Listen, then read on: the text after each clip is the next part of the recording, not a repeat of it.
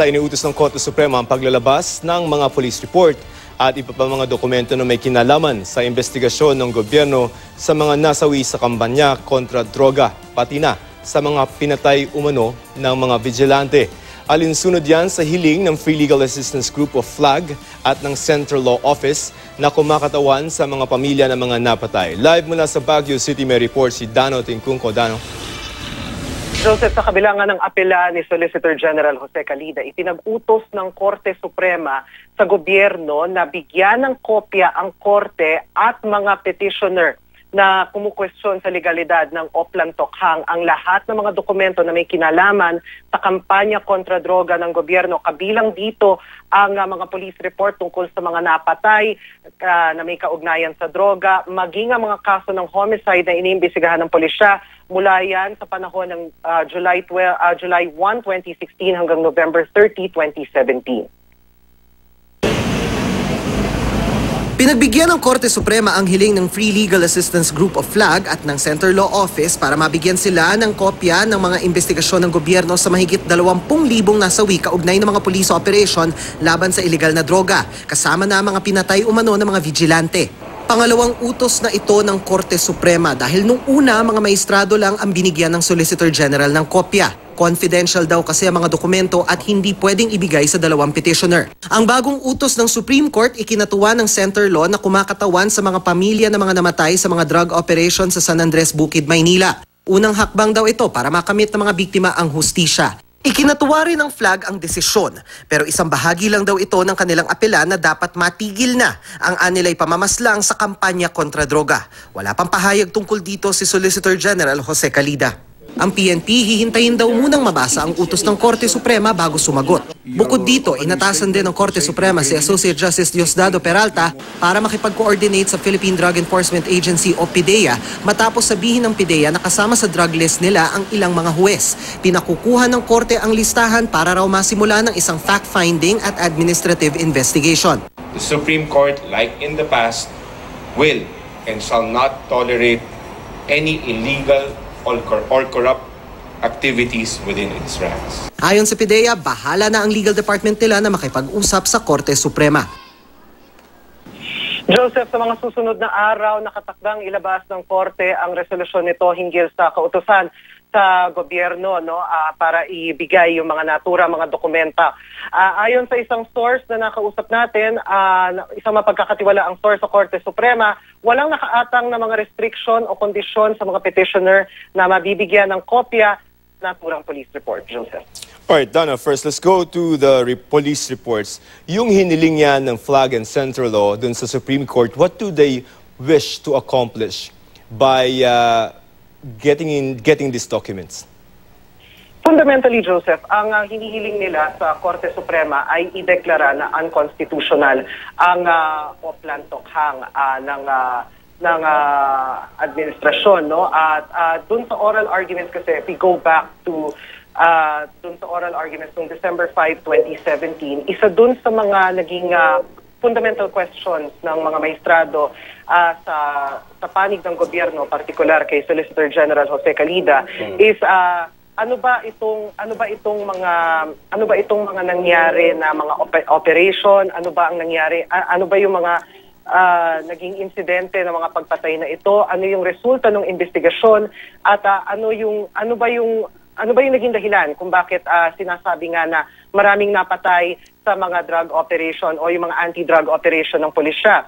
Tapos ang lumabas doon kasi sa oral arguments na yun, mismo mga maestrado, nagkaroon sila ng verbal instruction sa gobyerno na mag-furnish ng mga dokumento sa korte para ipaliwanag yung basihan ng pagiging valid nitong Oplan Tokhang o itong kampanya kontra droga at hindi nito paglabag sa konstitusyon na pangunahing argumento naman ng panig ng gobyerno. Kabilang dun sa mga hiningi ng mga maestrado ay bukod dun sa mga police report ng mga napatay na may kaugnayan sa droga, maging yung mga incidents ng homicide under investigation, kailan din dun sa mga hinihingi ay yung listahan umano ng mga Filipino-Chinese drug lords na na-neutralize umano, comparative tables ng index crime, statistics ng internal cleansing sa police force, drug watch list dun sa mga affected area, at yung pre- and post-operation reports sa partikular sa insidente na nakapaloob sa isang hiwalay na petisyon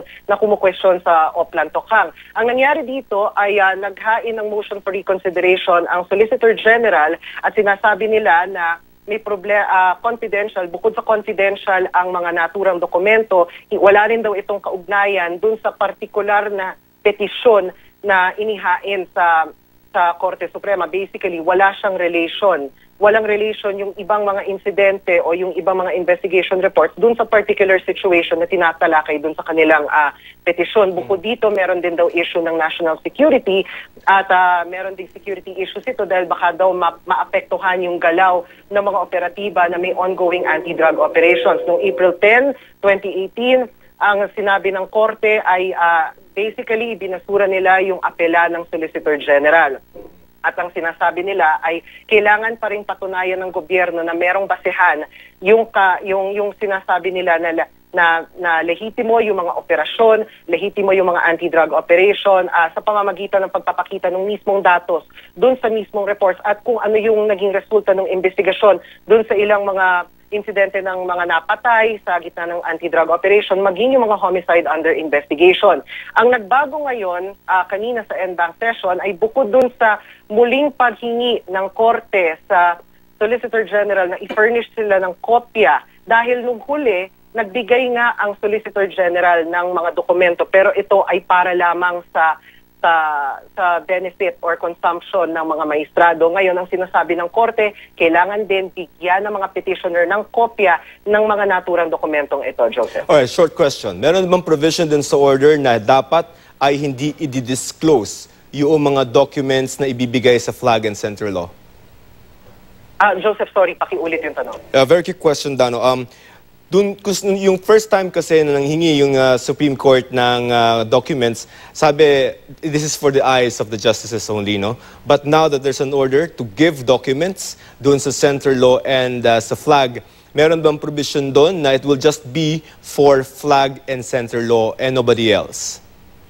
Kanina sa briefing ni CPIO Chief Brian Keith Osaka, walang sinasabi na specific na this is only for them, only for the petitioners at meron bang restrictions or preconditions sa paggamit ng mga naturang dokumento. Earlier may nakausap tayo sa mapagkakatiwalaang source at ang sinabi sa atin, walang restriction, walang condition, walang pre-qualification doon sa mga petitioners kung paano nila gagamitin ito. Pero ang isa doon sa mga lumalabas doon sa pag-furnish ng data dahil nga kinompel na ang gobyerno na i-furnish ang data na ito, raw data ang ibibigay. So depende na sa petitioners kung paano nila i-appreciate yung raw data na mabibigyan sila ng kopya dahil nga dito sa kautusan ng Korte Suprema, Joseph. Alright, so center law and flag can disclose the contents of those documents, yes? We have to wait for the actual resolution that says it, pero at this point, based dun sa ating information, yes, technically they can disclose, they can interpret, and basically, kasi dahil sa kanila na yon, it would be in their possession already. It would be under their custody already. So, kung paano nila i-dispose yung resulta o yung data coming from these documents, it will be up to them, Joseph. Alright, so potentially, kung halimbawa mag-furnish na ng documents yung Solicitor General, we will see a complete picture of the drug war, from the intelligence information that is the basis of the drug war and how they acted on it and how they acted and how they operated, correct? So, kita na natin, at least from the reports, ano ba talaga itong konsepto ng drug war na to, correct? Tama, Joseph. That is exactly what the court wants to find out by compelling the government to release not just to them but also to the petitioners yung lahat ng dokumento na may kaugnayan dito sa drug war. Gusto nila makita kung meron bang basis dahil ang sinasabi ng Korte doon sa kanilang April 10, 2018 resolution denying yung appeal ng or motion for reconsideration nitong si Solicitor General Calida against releasing the documents is we need basis. We need to know for ourselves kung totoo ba ang sinasabi ninyo na merong basehan itong kung paano isinagawa itong drug war na ito, itong mismong drug war na ito. We need to see that sa pamamagitan ng mismong raw data sa mga drug operation, drug watch list, and even yung mga pre- and post-operation reports. So once this comes out, hindi lang ang korte, hindi lang ang mga petitioners, depende kung paano ilalabas itong mga dokumento na ito, we might get a clear picture of the drug war, itong kampanya kontra droga ng gobyerno for the past give or take 3 years, Joseph. All right, just one last point. Ang petition is wants to declare the drug war as unconstitutional. How are these documents going to help the case of the petitioners? It will depend on them kung paano nila ito ita-translate into future manifestations, dahil ang nangyari, dahil nga sinalang na ito sa oral arguments, technically nag-submit na ng memorandum yung magkabilang party.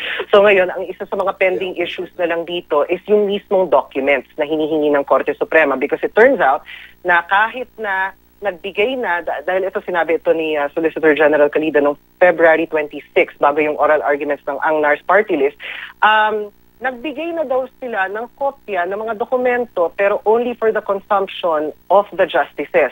Now, how this would translate into the actual decision or actual ruling, malalaman natin yan sa mga susunod na linggo, dahil pwede rin naman itong maging daan for possible additional manifestations ng magkabilang party, either the government or the petitioners, Joseph. All right, maraming salamat, Dano Tingkungko.